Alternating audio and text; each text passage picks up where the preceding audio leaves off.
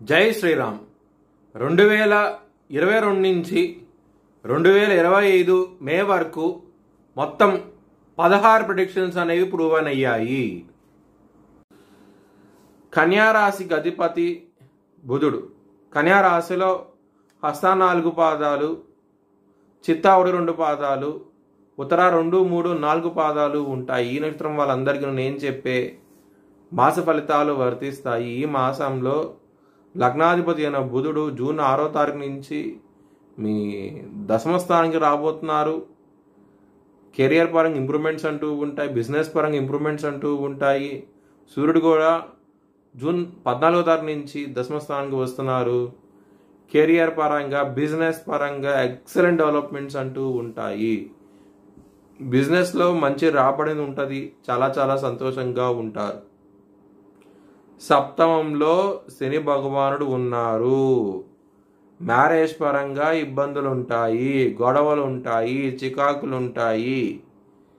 మీ జన్మ జాతకంలో కనుక దశలు అంతర్దశలు యోగించకుండా ఉన్నా సరే, మరియు సప్తమాధిపతి సరిగ్గా ఉన్నా లేకపోయినా సరే, మీకు మ్యారేజ్ పరంగా మాత్రం గొడవలు అనేవి అధికంగా ఉంటాయి. కొంచెం జాగ్రత్తగా ఉండండి. శనికి తైలాభిషేకం చేయించండి. శనివారాల పూట హనుమంతుడి గుడికి వెళ్ళండి, హనుమంతుడికి అభిషేకం చేయించండి. చాలా చాలా మంచి ఫలితాలంటూ ఉంటాయి. హనుమాన్ చాలీసా పారాయణం చేస్తే కనుక ఇంకా ఇంకా మంచి ఫలితాలంటూ ఉంటాయి. శత్రువులు నశిస్తారు. ఈ మాసంలో చాలా చాలా సంతోషంగా ఉంటారు. మానసికమైన ఆందోళన అంటూ ఉంటుంది ఈ మాసంలో. ముఖ్యంగా జూన్ 22వ తారీఖు నుంచి మాత్రం మీరు బిజినెస్ పరంగా మాత్రం పెట్టుబడిని తగ్గించి పెట్టుకోండి. ఎక్కువ పెడితే కనుక ధన నష్టం అనేది ఉన్నది. కొంచెం జాగ్రత్తగా ఉండండి.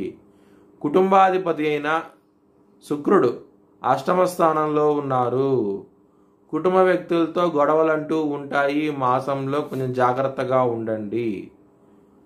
కుజుడు జూన్ 6వ తారీఖు నుంచి ఆయన సింహరాశికి వస్తున్నారు. దాని మూలంగా ఖర్చు విపరీతంగా ఉండబోతోంది. మరియు రాహు దృష్టి కూడా కుజుడు మీద పడింది. ఖర్చు విపరీతంగా ఉంటుంది. కొంచెం జాగ్రత్తగా ఉండండి. కోర్టు కేసు విషయాల్లో వ్యతిరేక తీర్పు వస్తుంది. కొంచెం జాగ్రత్తగా ఉండండి. ఇబ్బంది పడే అవకాశాలు ఎక్కువగా ఉన్నాయి. హెల్త్ పరంగా మీరు దక్షిణామూర్తి స్తోత్రపాఠనం చేస్తే కనుక మంచి ఫలితాలంటూ ఉంటాయి. ఈ మాసంలో విదేశాలు వెళ్ళాలనుకుంటే కనుక ఈ సమయం అనేది చాలా అనుకూలంగా ఉన్నది. మీ భవిష్యత్ వివరాల కోసమై హెచ్ఎల్ఎన్ జ్యోతిష్యాలయాన్ని సంప్రదించండి.